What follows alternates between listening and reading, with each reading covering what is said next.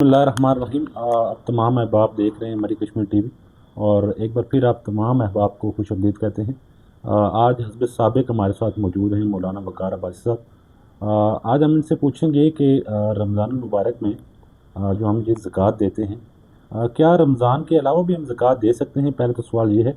और दूसरा, ज़कात बेसिकली है क्या? इनसे मुतल्लिक़ ज़कात के मुतल्लिक़ हम इनसे पूछेंगे कि ज़कात की अहमियत और अफ़ादियत के मुतल्लिक़ हमें बता दें। और वो लोग जो साहिब नसाब हैं और वो ज़कात नहीं देते, उनके मुतल्लिक़ क्या वईद आई है। वक़ार साहब अस्सलाम वालेकुम। वालेकुम सलाम। आपका सबसे पहले तो बहुत बहुत शुक्रिया, मसरूफ़ तरीन टाइम में से आप हमें वक्त दे रहे हैं हमारे सुनने वालों को। इसके लिए आपका बहुत बहुत शुक्रिया। हमें बता दें कि ज़कात की अहमियत और अफ़ादियत क्या है और ज़कात बेसिकली है क्या? हमें ज़कात का आसान तरीन मफ़हूम बता दें। बिस्मिल्लाहिर्रहमानिर्रहीम। आपका शुक्रिया, जज़ाकल्लाह। दोबारा आप यहाँ से हाज़िर हुए हैं और अपने सामीन तक एक मुस्बत पैगाम पहुँचा रहे हैं। अल्लाह ताला आपको जज़ाए खैर अता फ़रमाए। आपने जो सवाल किया है ज़कात के हवाले से, तो ज़कात इस्लाम का एक रुकन है। जिस तरह नमाज है, रोज़ा है, ज़कात है, हज है, इसी तरह ज़कात भी इस्लाम का एक रुकन है। और अगर आप कुरान करीम पर नज़र दौड़ाएँगे तो कुरान करीम में तकरीबन बेशुमार मकामात पर, 70 से ज़ायद मकामात पर जहाँ नमाज का अल्लाह ताला ने हुक्म दिया है, वहाँ उसके साथ साथ अल्लाह ताला ने ज़कात का भी हुक्म दिया है। वाक़ीमुस्सलाह व आतुज़्ज़कात, और नमाज कायम करो और ज़कात अदा करो। और अगर दूसरे मकाम पर फरमाया फ़इन ताबू वाक़ामुस्सलात व आतुज़्ज़कात फ़इख़्वानुकुम फ़िद्दीन, यानी अगर वो ज़कात अदा करें और नमाज अदा करें, तौबा करें, तो वो तुम्हारे भाई हैं। इसके साथ साथ ज़कात की जहाँ पर इतनी बड़ी अहमियत कुरान करीम में बतलाई गई है कि ज़कात के ज़रिए से अल्लाह ताला, सदक़ात के ज़रिए से अल्लाह ताला माल को बढ़ाते हैं और सूद के ज़रिए से माल में कमी आती है। यमहक़ुल्लाहु रिबा व युरबिस सदक़ात, तो उसमें ज़कात भी आ गई कि ज़कात के ज़रिए से माल की पाकी होती है, तत्हीर होती है और माल में बढ़ोतरी होती है। कुरान करीम में जहाँ ये ज़कात की अहमियत और इफ़ादियत का ज़िक्र है, वहीं ज़कात ना अदा करने वालों के लिए शदीद तरीन वईद भी है।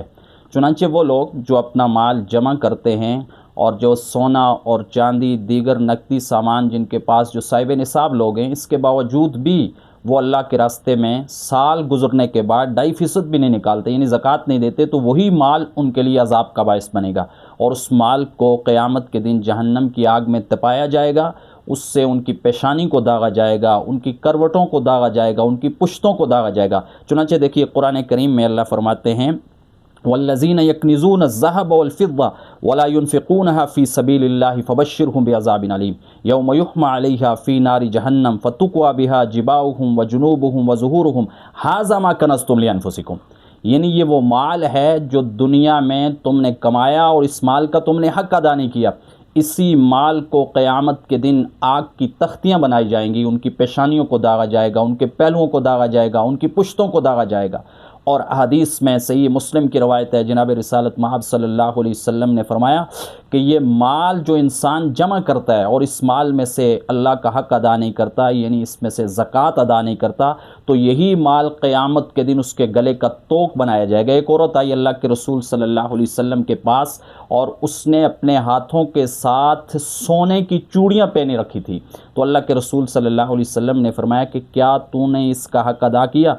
उससे यानी ज़कात अदा की? तो उसने कहा अल्लाह के रसूल ऐसा तो नहीं किया, मैंने ज़कात अदा नहीं की।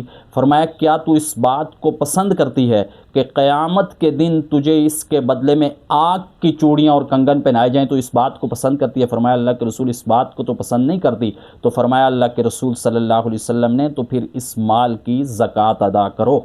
और इससे आप अंदाज़ा करें कि कितनी शदीद तरीन वईदें हैं। और एक हदीस में फ़रमाया गया, जनाब रसूलुल्लाह सल्लल्लाहु अलैहि वसल्लम ने फरमाया कि यही जो माल है इंसान का, ये सांप की सूरत में जो है वो क़यामत के दिन इंसान के गले में डाला जाएगा और इसके जबड़ों को जो है वो काटेगा और कहा जाएगा कि हाज़ा मा कनज़्तुम लिअन्फ़ुसिकुम, ये वो माल है जो तुमने जमा किया है। और उमूमी तौर पर आजकल जितने भी जहां आग लग रही है, लोगों के माल तल्फ़ हो रहे हैं, चोरी हो रहे हैं, तो उसकी बुनियादी वजह यह है कि हम माल का हक़ अदा नहीं करते, यानी ज़कात अदा नहीं करते। और हदीस मुबारका में तो इस्लाम में इसको रुकन करार दिया गया है इस्लाम का। जैसे नबी करीम सल्लल्लाहु अलैहि वसल्लम की हदीस है, बुनियल इस्लाम अला खम्स शहादती अल्ला इलाहा इल्लल्लाह व अन्ना मुहम्मदन अब्दुहु व रसूलुहु व इक़ामिस सलाह व ईताइज़ ज़का।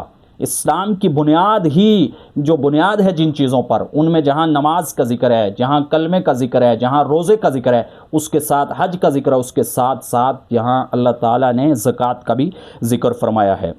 اور سیدنا ابو بکر صدیق رضی اللہ تعالیٰ عنہ کے بارے میں جیسے آپ کو معلوم بھی ہے اس بارے میں کہ جناب سیدنا صدیق اکبر رضی اللہ تعالیٰ عنہ نے یہاں تک فرمایا واللہ لأقاتلن من فرق بین الصلاۃ والزکاۃ، اللہ کی قسم میں ان کے خلاف جہاد کروں گا، قتل و قتال کروں گا۔ تلوار لے کر نکل گئے تھے، آپ کو پتہ ہے کہ جو زکوٰۃ اور نماز کے درمیان فرق کرے گا۔ تو اس سے آپ اندازہ رہیں کہ زکوٰۃ صرف اس امت پر ہی نہیں، پچھلی امتوں کے بارے میں بھی اگر آپ دیکھیں تو قرآن کریم میں یہ گواہی ملتی ہے کہ زکوٰۃ پچھلی شریعتوں کے اندر بھی تھی۔ جیسے حضرت عیسیٰ علیہ السلام کے بارے میں قرآن کریم میں آیا قال انی عبد اللہ آتانی الکتاب وجعلنی نبیا وجعلنی مبارکا اینما کنت واوصانی بالصلاۃ والزکاۃ ما دمت حیا، کہ مجھے اللہ تعالیٰ نے نبی بنایا ہے، مجھے کتاب دی ہے، مجھے حکمت دی ہے، اور ساتھ ساتھ مجھے اس بات کی وصیت بھی کی ہے کہ میں نماز کو بھی قائم کروں اور زکوٰۃ بھی ادا کروں۔ تو اس سے پتہ چلا کہ زکوٰۃ سابقہ شریعتوں میں تھی، اور اس کے ساتھ ساتھ شریعت کے ہر حکم میں آسانی ہے۔ ہم سمجھتے ہیں کہ شریعت کا کوئی حکم مشکل ہے، شریعت کا ہر حکم اللہ تعالیٰ نے آسان فرمایا۔ دیکھیے قرآن کریم کہتا ہے لا یکلف اللہ نفسا الا وسعها، کسی پر اللہ تعالیٰ کسی انسان کو اس بات کا مکلف نہیں بناتے جو اس کی استطاعت میں نہ ہو، اس کی طاقت میں نہ ہو۔ آپ دیکھیے قرآن کریم نے ما جعل علیکم فی الدین من حرج، دین میں تو تنگی ہے ہی نہیں، دین میں تو جگہ جگہ آسانی ہے۔ 24 گھنٹوں میں نماز کے لیے کتنا وقت صرف ہوتا ہے؟ نماز اللہ نے فرض کی ہے صرف 2 گھنٹے صرف ہوتے ہیں، 22 گھنٹے تمہارے لیے، 2 گھنٹے عبادت کے لیے۔ اب حج میں آسانی دیکھیں، حج ہر ایک پر فرض نہیں ہے اور ہر سال فرض نہیں ہے، زندگی میں ایک مرتبہ فرض ہے۔ یہ شریعت کی آسانی دیکھیں، اور وہ بھی اس پر من استطاع الیہ سبیلا، جس کے پاس وسعت ہو، استطاعت ہو، حج اس پر فرض ہے۔ اسی طرح رمضان المبارک کے روزے دیکھ لیجئے، پورا سال روزے فرض نہیں ہیں، بلکہ سال میں رمضان المبارک کے روزے صرف 1 مہینہ اللہ تعالیٰ نے مختص کیا ہے جو مومنین مسلمانوں پر روزے فرض قرار دیے گئے ہیں۔ اسی طرح اگر آپ زکوٰۃ کو دیکھ لیجئے تو زکوٰۃ ہر مال پر فرض نہیں ہے، بار بار فرض نہیں ہے، سال میں فرض ہے، اور سال میں جو فرض ہے سال گزرنے کے بعد اس کی بھی مخصوص مقدار بتائی گئی ہے۔ مخصوص مقدار کیا ہے کہ 2.5% اللہ کے راستے میں نکالنا ہے، 2.5%، یعنی باقی آپ سب کا سب اپنے پاس رکھیں۔ آج ہمارے معاشرے میں جو معاشرتی خرابیاں ہیں، امیر اور غریب کی تقسیم ہے، طبقاتی تقسیم ہے، اگر نظام زکوٰۃ درست ہو جائے تو امیر اور غریب کا یہ جو سسٹم ہی ختم ہو جائے۔